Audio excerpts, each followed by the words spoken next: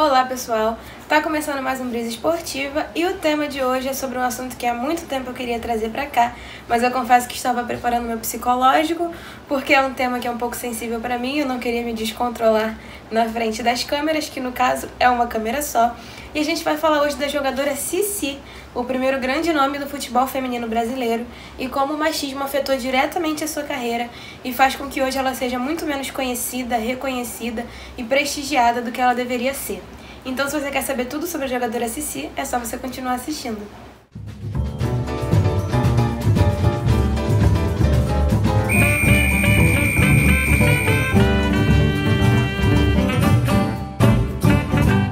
Bom, pra gente entender o papel da Cici no futebol brasileiro e tudo que ela representou dentro e fora de campo, a gente precisa entender o contexto em que ela estava inserida e a época em que ela surgiu no futebol brasileiro. Para quem não sabe, até 1979 era proibido por lei que mulheres jogassem futebol no Brasil. Segundo a lei, o esporte não combinava com as características femininas, então as mulheres eram proibidas de praticar aquele esporte. E bem, a Cici é dessa época e enfrentou todos os preconceitos que ela poderia ter enfrentado por gostar tanto de jogar futebol. E esse preconceito começou em casa, porque o seu pai e o seu irmão não permitiam que ela jogasse, dizendo que o esporte não era esporte de meninas, e davam bonecas para Cici. O que a Cici fazia com as bonecas dela? Ela arrancava a cabeça das bonecas e fazia as cabeças de bola para que ela pudesse praticar o esporte que ela tanto amava. E bem, em 1979, essa lei que proibia que as mulheres jogassem futebol foi suspensa, foi extinta e a partir daí as seleções começaram a se formar, as seleções mundiais começaram a se formar. E assim foi com a seleção brasileira.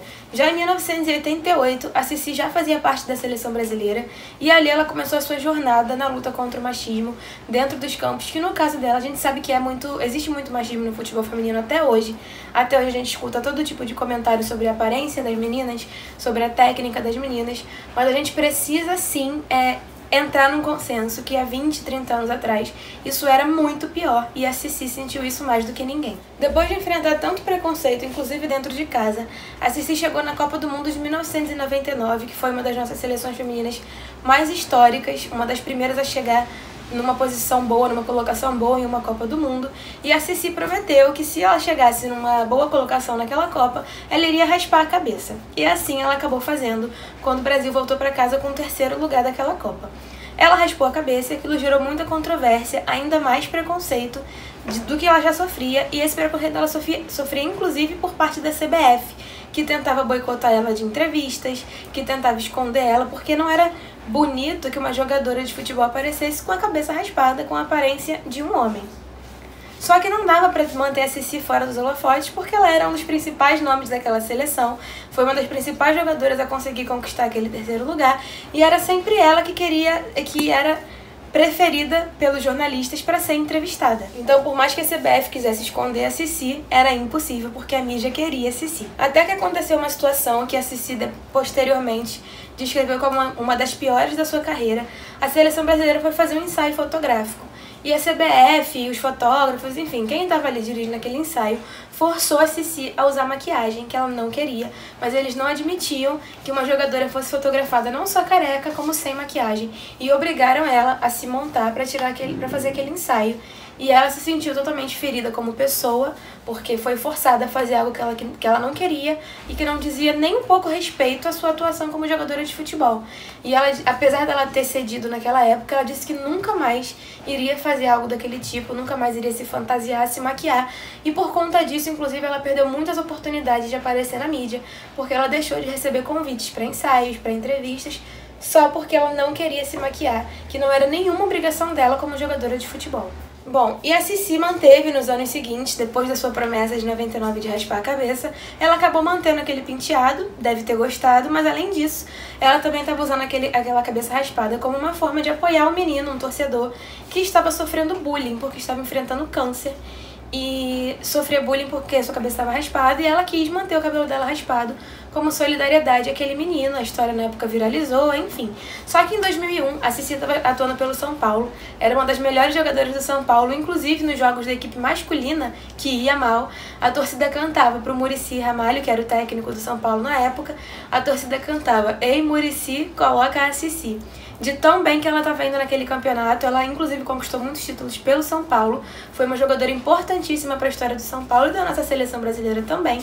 E em 2001, o Campeonato Paulista Feminino decidiu colocar no regulamento que os times e as jogadoras deveriam enaltecer a beleza, com essas palavras, estava no regulamento, enaltecer a beleza e a sensualidade das jogadoras a fim de atrair o público masculino.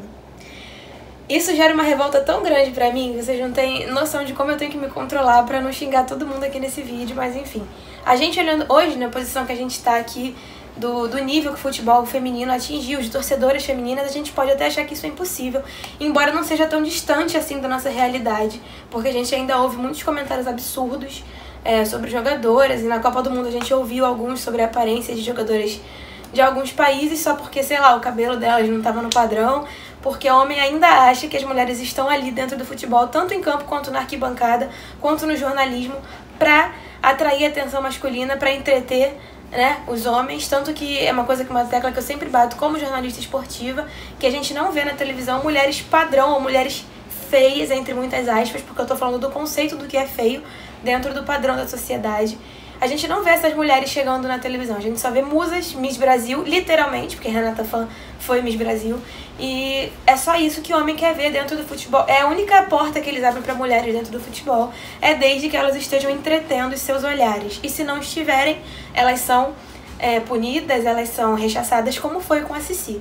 E logicamente que em 2001, há tantos anos atrás, 20 anos atrás, uma cabeça raspada não era compatível com o conceito que os homens tinham de enaltecer a beleza e a sensualidade das jogadoras.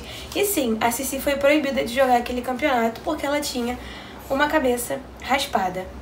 E a resposta da Sissi diante disso, entre mudar o seu visual e se adaptar ou não jogar, a resposta dela não poderia ter sido melhor e mais Sissi. Ela disse, dane-se, eu não preciso disso. E foi jogar nos Estados Unidos, onde ela está até hoje, ela virou treinadora.